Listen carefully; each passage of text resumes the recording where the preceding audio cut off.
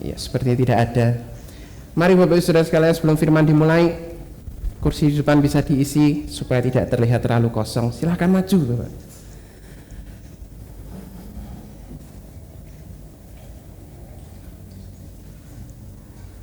Oke, sebelum firman Tuhan dimulai, saya ingin mengajak kita untuk berdoa sekali lagi. Kami mengucap syukur Tuhan buat siang hari ini. Sebentar hamba-Mu akan menyampaikan firman-Mu. Biarlah segala sesuatu yang hamba-Mu sampaikan sesuai dengan apa yang Kau ingini Tuhan. Biarlah Engkau buka setiap hati jemaat-Mu, sehingga firman yang Kau taburkan itu benar-benar dapat bekerja secara luar biasa dalam hati mereka. Terima kasih Tuhan buat siang hari ini. Dalam nama-Mu kami mengucap syukur dan kami siap mendengarkan firman-Mu. Haleluya. Amin. Sudah ada yang makan kerupuk Bapak Ibu Saudara sekalian pagi ini. Di kompleks saya telat melaksanakannya, enggak pas 17-nya, pas hari berarti tanggal 20 kemarin ya. Iya. Kemarin kita baru ngadain lomba-lomba. Setiap momen yang diadakan setiap tahunnya ketika bangsa kita ini berulang tahun itu pasti banyak sekali momen-momen yang lucu. Dan uniknya, kenapa itu selalu dikatakan uniknya, ternyata bahwa lomba-lomba semacam itu tuh ya hanya di Indonesia Bapak Ibu Saudaraku, namanya Panjat Pinang kayak gitu tuh bener-bener lomba Independence Day itu tuh di Indonesia gitu. Karena kalau di Amerika dan Eropa itu biasanya Independence Day atau hari kemerdekaan bangsa itu tuh kan diadakan dengan karnaval gitu. Jadi karnaval itu pakai kostum, mereka jalan gitu. Itu enggak ada lomba balap karung pakai helm gitu, itu enggak ada. Itu cuma ada di Indonesia. Makan kerupuk dikasih jempol gini nih, wah itu tiadanya di Indonesia toh saudaraku. Itu jadi unik gitu. Bangsa kita ini unik ketika merayakan kemerdekaannya. Terus itu ada satu game itu mangkok melamin itu dibur, terus dikasih kayu itu kan, terus kasih tali. Jadi suruh jalan pakai buantrang krok. Jadi lari itu lombanya dia sampai kayak gitu saudara. Jadi lomba yang diadakan bangsa kita setiap tahun untuk merayakan hari ulang tahun kemerdekaan bangsa kita. Nah sebenarnya tujuannya itu apa toh saudaraku? Itu ternyata ada tujuannya loh. Tujuannya itu untuk mengingat perjuangan darah yang telah ditumpahkan, mengingat segala sesuatu yang berat yang dulu itu pernah bangsa ini alami sebelum dinyatakan menjadi sebuah bangsa. Tadi saya di belakang tuh barusan ngobrol gitu rasa-rasan sama Bapak David. Nah Salatiga aja kalau ulang tahun, kemarin kan ulang tahunnya Salatiga duluan toh, itu umurnya 1000 berapa sudah. Bangsa kita baru 77 tahun. Itu lah kok bisa gitu ternyata. Nah Salatiga udah ada ribuan tahun sebelum dinyatakan ada satu bangsa namanya bangsa Indonesia yang umurnya baru 77 tahun. Oma saya aja meninggal 84 tahun Bapak Ibu Saudara sekalian. Jadi mengalami itu. Kalau cerita itu, wah zaman dhisik ki medeni. Pokoknya nanggur mburi kali ki pas aku adus itu. Itu waktu G30 SPKI itu, saudaraku. Itu dia benar-benar melihat kalinya itu merah gitu. Berarti di atas sana sedang ada eksekusi atau pembunuhan waktu perang. Nenek saya ngalami gitu, oma saya ngalami cerita seperti itu. Nah, tujuannya ini diingatkan terus setiap tahun. Itu tuh untuk apa, saudara? Ternyata supaya bahwa generasi kita ke depan itu tidak lupa akan identitas dari bangsanya. Tidak lupa akan jati diri bangsanya. Bahwa bangsa Indonesia itu berdiri 77 tahun yang lalu itu dengan perjuangan yang luar biasa berat. Satu hal yang tidak mudah dilakukan. Nah, itu diperingati tiap tahun dengan caranya uniknya warga Indonesia.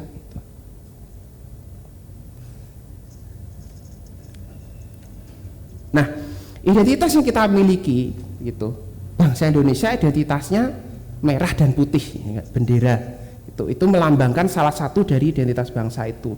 Identitasnya apalagi setiap 17 Agustus diperingati hari kemerdekaannya. Apalagi identitasnya setiap 17 Agustus itu lombanya unik khas, cuman ada bangsa Indonesia yang melakukan seperti itu. Itu identitas, karakter yang disematkan, ditempelkan supaya kita ini tahu bahwa this is Indonesia. Ini Indonesia yang berbeda dari Amerika, berbeda dari Singapura gitu.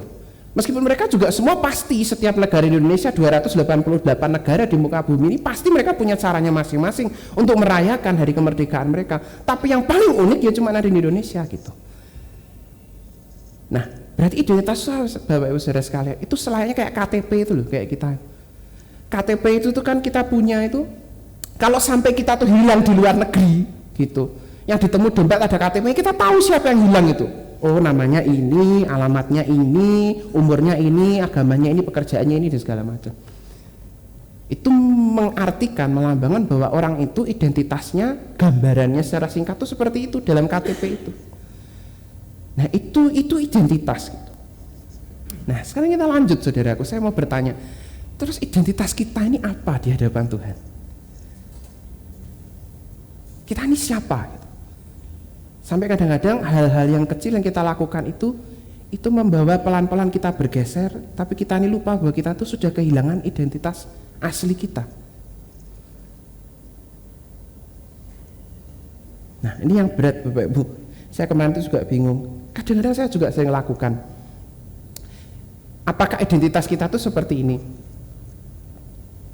Kalau saya itu dulu pernah punya asisten rumah tangga, saudara sekalian, semasa saya ini belum pindah rumah di atas, rumah kami masih di bawah.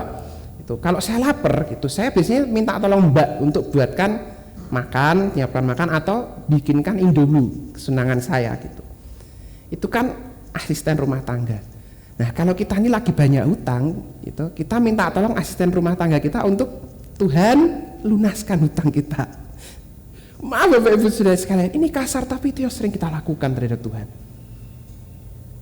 Kita menyamaratakan loh gitu, bahwa dia itu seperti orang yang enak aja gitu. Kalau kita ini lagi ada masalah, kita larinya ke sana. Tapi kalau kita ini sedang tidak ada masalah, tidak mengingat. Itu sangat sering betul diucapkan oleh banyak hamba Tuhan kalau khotbah seperti itu. Tapi itu yang Tuhan ingatkan hari ini. Nah, mending Bapak Ibu Saudara sekalian, kalau ART itu mendapatkan gaji reward gitu. Nah kalau kita ini sudah minta sama Tuhan, reward apa yang kita ini berikan sama Tuhan? Kadang-kadang kita sama sekali bahkan tidak memberikan itu loh. Say thank you aja enggak, meskipun Tuhan sudah nolong. Nah ini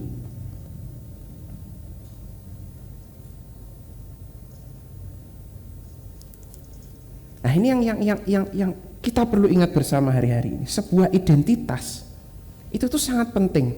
Jadi bagaimana kita ini bisa melihat Allah kita, dan sebaliknya juga bahwa Allah kita ini memandang kita ini bagaimana sih gitu. Kita ini harus ngerti gitu. Nah kebetulan gitu, identitas bangsa kita ini saudaraku itu sama loh sama identitas Allah kita. Identitas bangsa kita ini yang paling sering dikeluarkan gitu, yang paling sering diceritakan sejak SD itu Bhinneka Tunggal Ika. Artinya apa Bapak Ibu Saudara sekalian? Berbeda-beda tapi tetap satu. Allah kita ini tiga pribadinya berbeda tetap satu. Sama saudaraku.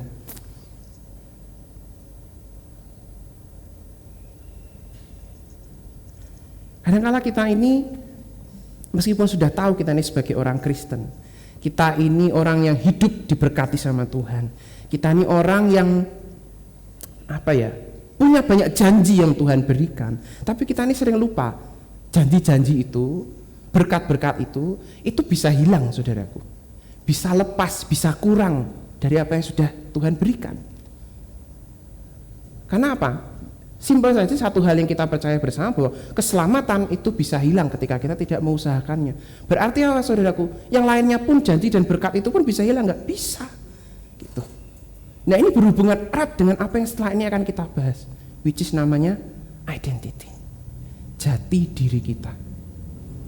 Saya pernah ingat satu kali itu youth dulu waktu masih dipimpin oleh Bapak David Eko, itu kita pernah mengadakan satu seminar dan kita mengundang seorang itu namanya Pastor Salmon gitu. Waktu beliau menyampaikan firman di sini, sudah almarhum beliau. Cuman dia menyampaikan satu firman yang sampai sekarang melekat sekali dalam otak saya. Itu dia ngomong bahwa gini, kita ini itu tuh aslinya itu tuh penghuni kerajaan surga. Kita ini alien di bumi. Jadi identitas kita ini sebagai makhluk yang asing yang ada di muka bumi ini. Karena apa? Aslinya kita tuh orang kerajaan surga. Kita terikat dengan banyak peraturan tadi itu loh, karena dosa akhirnya kita terikat di muka bumi ini. Kita kehilangan identity kita kehilangan identitas kita. Nah, hal-hal kecil apa sih yang kadang-kadang bisa membuat kita ini kehilangan itu? Kita semua sudah tahu jawabannya, saudaraku. Pekerjaan kita, pasangan kita, bahkan teman-teman kita, uang, pekerjaan, dari sekali lagi, ya enggak, sosial kita. Ketika kita ini tidak melibatkan Tuhan dalam setiap hal itu, identitas kita ini lama-lama kabur, saudara. Kita ini enggak jelas, kita ini makhluk apa.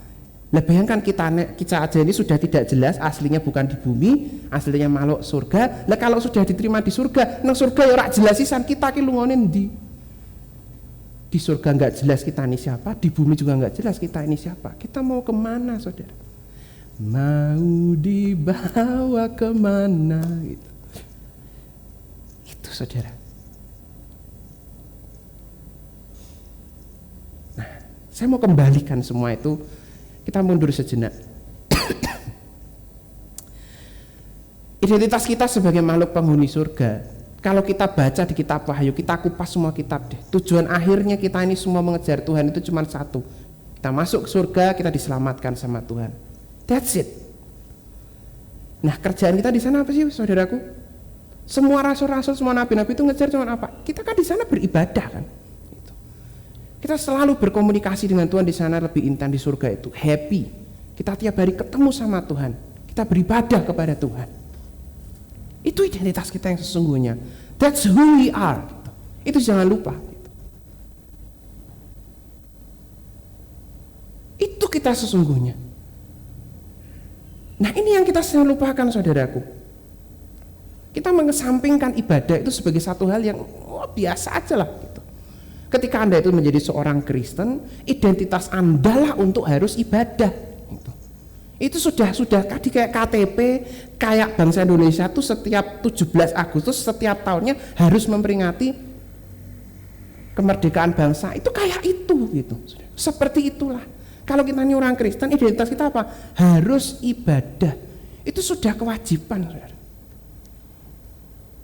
Kita tidak perlu mengatakan kita sendirilah. Semua saudara kita lain pun di luar sana yang mereka memeluk agama mereka masing-masing, mereka pun juga beribadah. Dan bahkan ironisnya mereka jauh lebih getol ibadahnya, saudara, daripada kita. Kenapa saya bisa katakan seperti itu? Yuk kita bahas satu persatu supaya kita ingat identitas kita yang sesungguhnya. Seperti Bapak David juga sampaikan minggu lalu, Bapak David Kurniawan, Bapak David sangat kurang setuju gitu kalau ibadah kita ini dirayakan secara online, betul? Saya sama, saudara. Ibadah itu kan bisa online gitu. Iya, saya tahu dengan teknologi itu memang seperti itu. Pertanyaannya adalah gini, saudaraku, saya akan lontarkan ke saudara sekalian untuk membukakan paradigma kita. Kalau memang ibadah itu online, harusnya dalam liturgi awal ketika gereja itu didirikan, teknologi yang dikembangkan pertama bukan alat musik, Bapak Ibu, tapi bagaimana cara kita harus online. Kalau ibadah itu harus online, kalau ibadah online itu penting, teknologi pertama yang diciptakan bukan alat musik untuk menyembah Tuhan, bukan liturgi ibadah yang disusun, tapi harusnya teknologi untuk supaya bisa online. Kalau memang online itu penting, saudara, nyatanya saking nggak pentingnya karena COVID, ibadah itu yang diciptakan memang penyembahannya apa? Alat musik dulu, karena itu yang jauh lebih penting, bukan ibadah online yang penting, saudara. Kan ibadah bisa online, digantikan bisa. Motor diganti air, nggak usah diisi BBM, bisa, saudaraku. Tapi apakah untuk peruntukannya? Motornya mogok, nggak jalan, karatan dalamnya. Makan nggak usah pakai piring, bisa di tangan, dikokop. Apakah itu peruntukannya?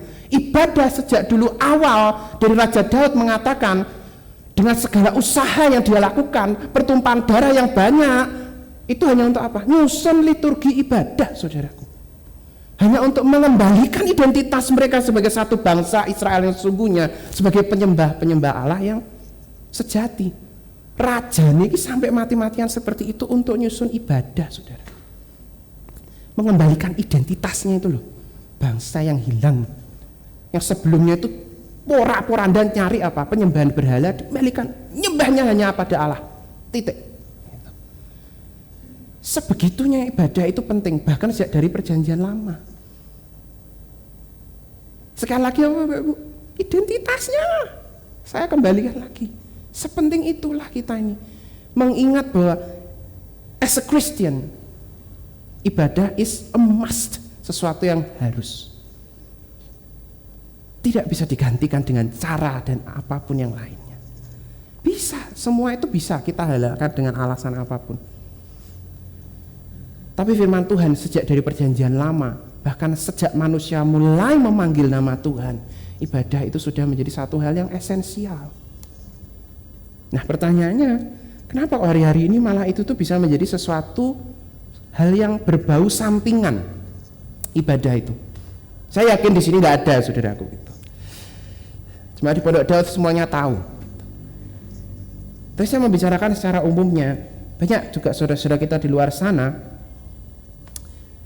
yang mereka sangat-sangat mengesampingkan, memandang sebelah mata sebuah ibadah. Kalau kita pernah ingat juga, dulu waktu saya itu WL gitu, di sini saya masih worship leader, saya tuh sering sekali ngomong gitu, karena omongan ini juga saya dengar dari senior-senior saya sebelumnya gitu, ngomong bahwa sudah Bapak Ibu kalau kita mau beribadah jangan ingat jemuran di rumah, jangan ingat kompor yang belum dimatikan gitu. Itu untuk apa sih saudaraku? Untuk mengumpulkan ini loh, supaya kita ini ketika beribadah kita ini satu pikiran, kita ini tahu, sadar bahwa identitas kita sebagai orang Kristen itu menyembah Tuhan, terus diingatkan. Nah, katakanlah ya saudaraku, bangsa Indonesia ini lupakan identitas bangsanya. Tidak lagi Bhinneka Tunggal Ika, tidak lagi ada lomba 17 Agustus, tidak lagi pernah dirayakan kemerdekaan itu. Saya rasa mengerikan. Saya tidak berani membayangkan. Bangsa Indonesia yang hari-hari identitasnya jelas saja, kerusuhan masih banyak di mana-mana, perbedaan itu masih jelas terlihat. Gitu. Kaum minoritas mayoritas saja masih sangat terlihat. Itu yang jelas-jelas sudah ditentukan identitas bangsanya. Seperti itu. Berarti kita ini kalau identitas kita sudah jelas aja, kita sudah ibadah aja, itu masih kurang loh saudaraku.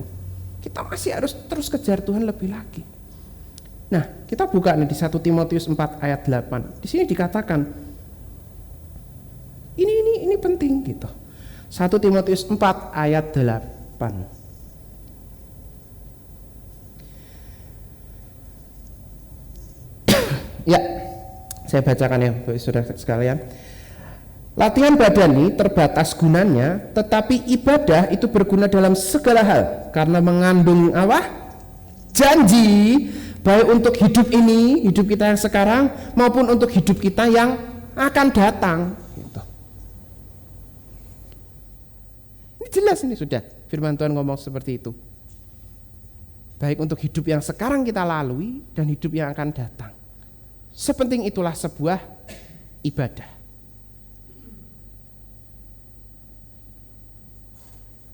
Kalau memang ibadah itu bisa digantikan Bapak Ibu Saudara sekalian, tidak perlu Allah kita itu mati-matian membuat sebuah peraturan. Bahkan hewan aja Bapak Ibu, hewan itu kan tidak punya etika, tidak punya moral, mereka nggak ngerti. Hewan aja jalan atau menyentuh kemah di belakang itu yang ruang Maha Kudus, disambar beledak hewannya Bapak Ibu. Ngapain Allah kita tuh mati-matian buat peraturan serumit dan semengerikan itu kalau ibadah itu tidak penting? Itu jadi pertanyaan saya juga. Hewan aja yang tidak jelas-jelas tidak punya cara berpikir gitu. Lah buat saya masa anjing saya berak di sini, berak di sana saya tendangin gitu. Ya enggak mungkin dong. Memang karena dia tidak bisa berpikir dan tidak bisa membedakan mana yang baik dan tidak. Peraturannya semengerikan itu loh yang Allah buat dulu saudaraku. Hewan yang jelas-jelas tidak punya etika aja dibunuh sama Tuhan kalau sampai menyentuh ruang Maha Kudus. Yang jelas-jelas itu hewan, apalagi kita manusia yang punya etika dan pola pikir. Jangan sampai itu terjadi. Jadi dulu tuh ibadah tuh kayak gitu. Itu yang perlu saya kembalikan hari ini. Kita sering lupa saudaraku. Maaf kata kita datang ibadah kita telat. Gitu. Kita tidak tepat pada waktunya. Kita lupa pada tanggung jawab kita sebagai orang Kristen. Lebih ingat pada pekerjaan-pekerjaan kita yang kita kerjakan di hari di mana seharusnya kita beribadah. Itu harus mulai kita rubah hari-hari ini. Kembalilah kepada jati diri Anda, bahwa kita ini alien di muka bumi. Kalau Anda itu benar-benar mengakui dia sebagai raja dengan mulut kita, ya itu yang harusnya kita lakukan.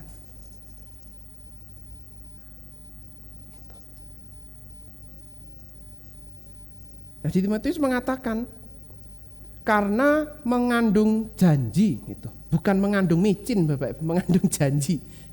Jadi ini itu untuk hidup kita yang sekarang dan hidup yang akan datang. Berarti yang pertama ketika kita ini sudah lupa akan identitas kita, kita ini juga kelupaan apa? Kita sedang membuang janji Allah dan kehidupan kekal ketika kita menjauhkan diri dari ibadah. Itu yang pertama. Sekali lagi, kita sedang membuang janji Allah dan kehidupan kekal. Karena apa? Dituliskan jelas kok di ayatnya itu. Nanti bisa dibaca ulang lagi. 1 Timotius 4 ayat 8.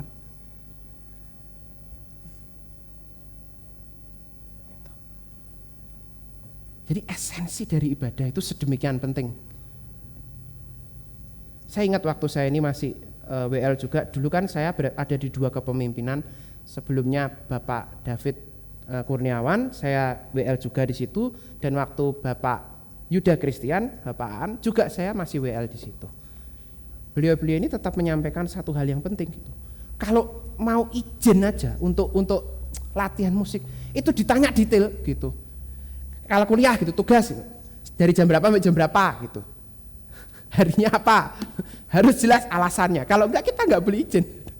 Dan itu saya sadari bahwa sekarang ternyata gini loh. Ternyata senior saya ini tahu gitu. Pentingnya sebuah ibadah itu sampai segitu dan dipersiapkan sematang itu.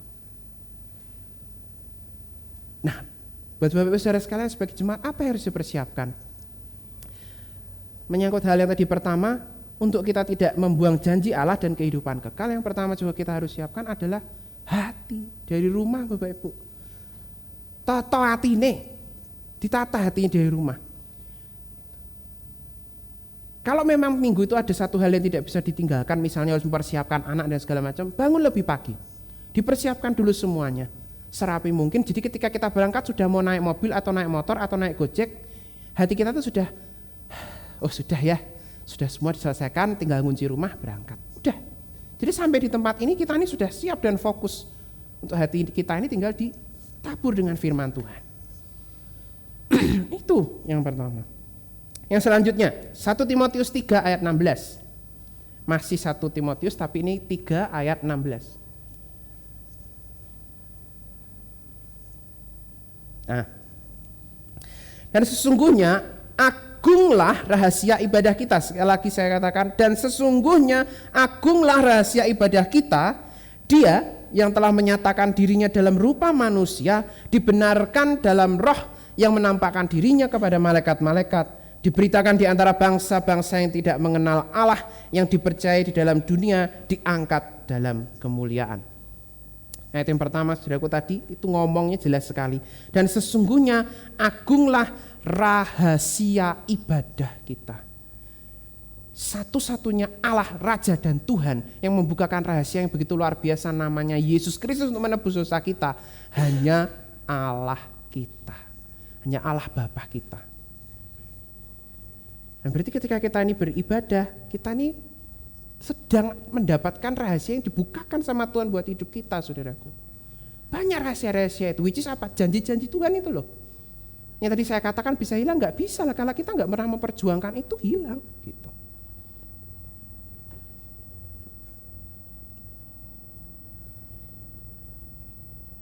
Nah, kalau di sini dikatakan bahwa itu sebuah rahasia yang agung gitu. Ibadah itu sebuah rahasia yang agung. Berarti kalau kita ini sedang tidak beribadah, kita sedang tidak serius dengan janji iman yang pernah kita deklarasikan, saudaraku. Ini yang kedua. Kita sedang tidak serius dengan janji iman yang pernah kita deklarasikan. Janji iman apa? Mengakui Dia sebagai Raja atas hidup kita. Nah iya toh, kalau ngakui Raja sebagai hidup kita, Rajanya ngomong, besok datang, saya ada pesta. Lah Anda sebagai rakyatnya nggak datang, berarti kan nggak taat sama Rajanya. Tuhan itu rindu sekali setiap hari, setiap saat untuk bisa bersekutu dengan kita. Apa sih sulitnya 1 minggu 2 jam kita duduk untuk beribadah? Yang itu benar-benar Tuhan inginkan gitu. Jangan sampai janji itu terbuang dengan sia-sia, saudaraku, hanya karena kepentingan-kepentingan yang sebenarnya itu bisa kita undur, bisa kita rubah.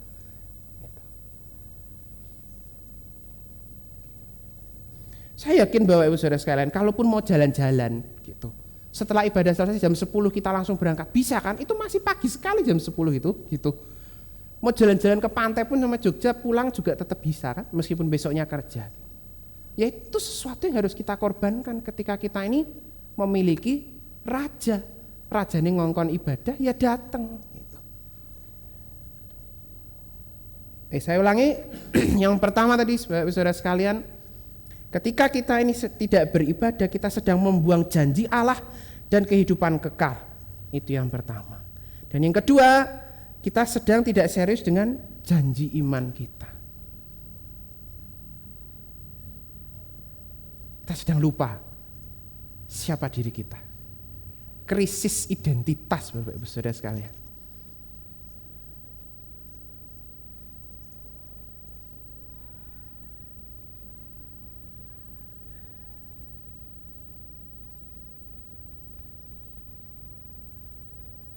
Nah, dan yang ketiga kita akan buka di Ibrani 9 ayat yang ke-14.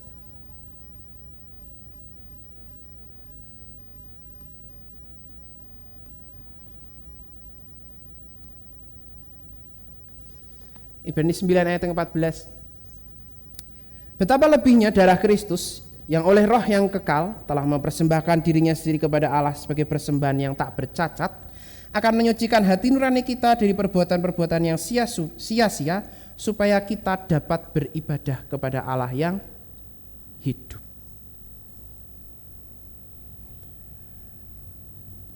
Ayat ini berkaitan dengan yang kedua tadi saudaraku.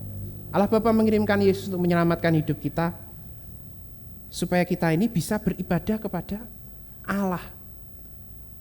Supaya kita ini bisa bergairah, supaya kita ini bisa punya satu semangat untuk kita ini bisa beribadah. Kita amati satu hal Bapak Ibu yang gampang yang sering kita temui dari rekan-rekan kita yang memandang enteng sebuah ibadah, yang selalu aja itu ngomong bahwa nanti ibadah bisa online lah gitu. Hidup mereka itu akan terkesan boring, tidak ada gairah, kosong dan monoton. Itu bisa kita lihat, saudara. Bangun pagi nyalakan mobil itu tuh wajahnya itu flat, wajahnya itu datar gitu. Kayak orang habis mabuk itu, saudara kalian. Itu yang sering kita lihat dari saudara-saudara kita yang lupa gitu, akan jati dirinya itu loh. Jadi dia sedang kehilangan jati dirinya, dia lupa gitu, bahwa ibadah itu sepenting itu. Menjadi satu hal yang dilakukan hanya sebuah rutinitas dan kewajiban. Minggu pokoknya aku kudu teko ibadah. Minggu pokoknya aku harus duduk dengerin firman. Minggu pokoknya aku harus berdiri tepuk tangan, lompat-lompat buat Tuhan. Buat apa, saudara? Hari ini gitu.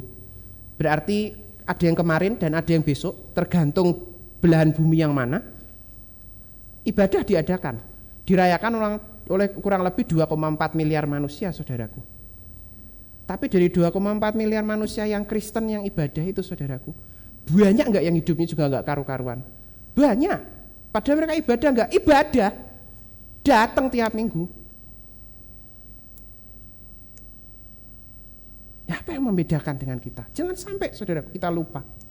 Ibadah itu memiliki esensi dasar yang penting buat kita. Kalau sampai kita lupa, ya kuwi kewajiban itu sedang ibadah. Tapi setelah ibadah pulang, mereka lupa lagi siapa mereka sebenarnya. Ketika mereka lupa, iblis datang dan menerkam hidup mereka. Bubar, saudara. Di sini ibadah rapi, ganteng, resik, wangi, putih, ya enggak Bapak Ibu Saudara sekalian. Wangi lah pokoknya, jalan di 10 meter udah tercium baunya. Ibadah duduk, mulai bojone dikampleng. Wah. Buat apa, saudara? Ibadah itu sepenting itu sampai kita harus tahu. Itu bisa berdampak terhadap janji yang Tuhan berikan, bisa terhadap dampak juga terhadap janji kita pribadi sama Tuhan. Juga berdampak bahwa apa? Gairah kita ini hilang ketika kita ini tidak bisa menghargai sebuah ibadah. Raja Daud itu yang contohnya saya ambil, itu sampai mati-matian saudara sekalian, mendirikan kemah itu dia ngumpulkan bahannya, meskipun nanti anaknya yang dirikan, dia kumpulkan semuanya itu hanya untuk mendirikan satu bait Allah yang megah kayak gitu. Dia perang sana sini ngumpulin emas, dia perang sana sini ngumpulin kayu. Cuman akhirnya untuk mendirikan sebuah tempat ibadah yang layak bagi rajanya. Hari-hari ini apa yang kita lakukan? Yuk mati-matian Bapak Ibu Saudara sekalian, latih diri kita, latih hati kita, latih hidup kita untuk kita ini ngejar ibadah, lakukan dengan mati-matian. Kalau dulu tuh harus perang sampai benar-benar nyawa yang dipertaruhkan, hari ini kita ini jauh lebih nyaman. Itu nggak ibadah cuman karena apa? Gojeknya telat gitu. Aduh gitu, alasannya itu tuh kalau dibandingkan zaman Raja Daud itu walah. Datang ibadah, yuk gitu, lakukan dengan effort yang luar biasa, saudaraku.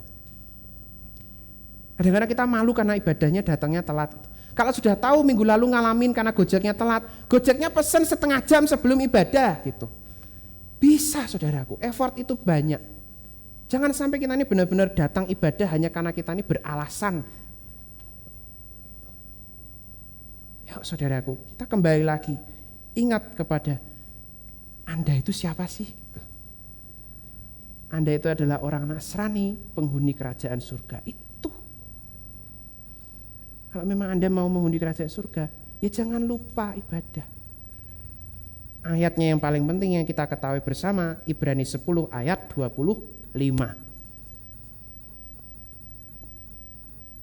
Ayat 25, tetap Ibrani 10 ayat 25. Ya.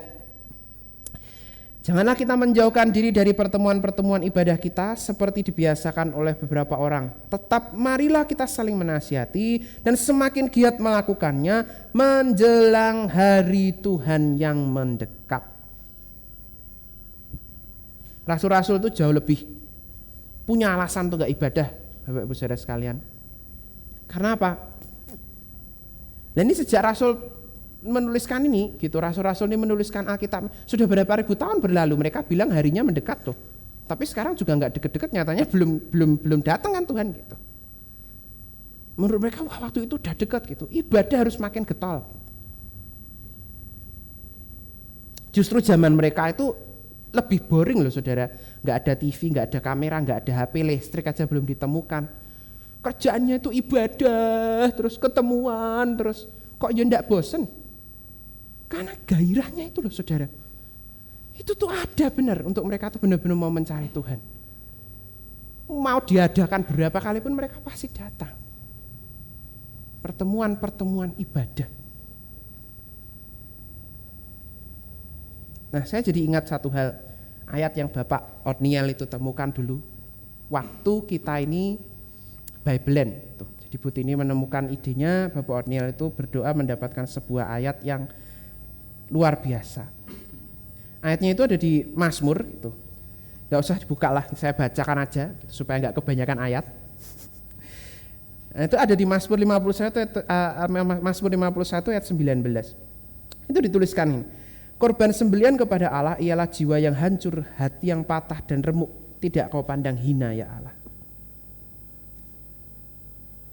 Nah ini waktu Raja Daud itu tuh menghampiri Batseba gitu. Dia melakukan dosa yang besar dengan membunuh suaminya di medan perang. Nabi Nathan datang negur si Daud. Terus dia ini setelah dikenai sanksi sama Tuhan, dia nulis ini. Karena dia itu tahu betul gitu. Bahkan ketika hidup dia itu sedang gak karuan, hidup dia itu penuh masalah, Tuhan tetap rindu untuk ibadah dengan kita.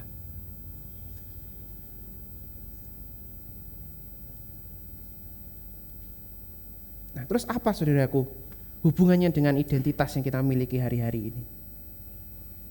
Ya kalau kita ini sedang menjauhi ibadah dengan sebuah benefit yang sebesar itu, 3 hal tadi yang saya sebutkan itu, ada janji baik untuk kita pribadi maupun janji dari Tuhan, dan juga kita ini dijamin sepanjang hidup kita ini bisa penuh gairah, penuh semangat setiap pagi.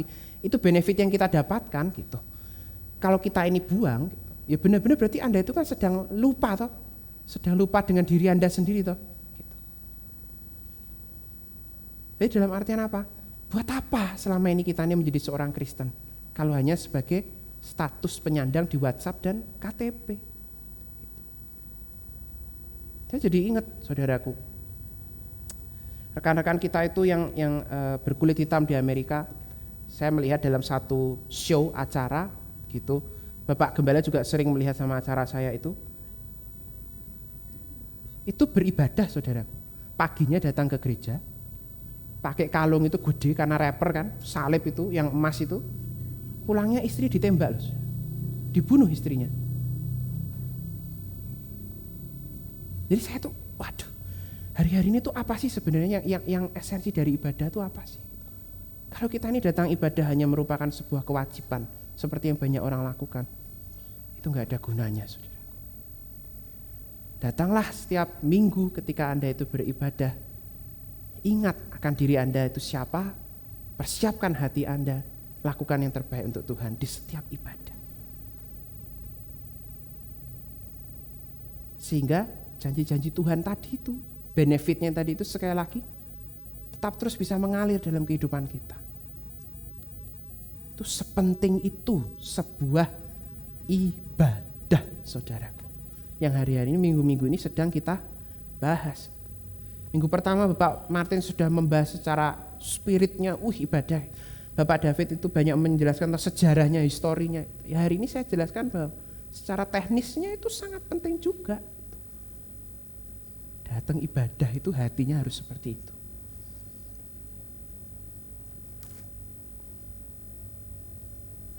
Sedalam itulah kerinduan Allah untuk bersekutu dengan kita. Jangan sampai kita ini melewatkan hal yang sepenting itu dan kita kehilangan banyak benefit yang Tuhan sudah sediakan. Ya, demikianlah firman Tuhan yang bisa saya sampaikan, Bapak Ibu Saudara sekalian. Sekali lagi, be yourself, jangan lupa siapa diri Anda sesungguhnya. Kalau Anda mengatakan diri Anda sebagai penghuni kerajaan surga, datang ibadah. Simple, saudaraku. Demikian firman Tuhan yang saya sampaikan. Tuhan berkati. Terima kasih. Yuk saya pimpin dalam doa, Bapak Ibu Saudara sekalian.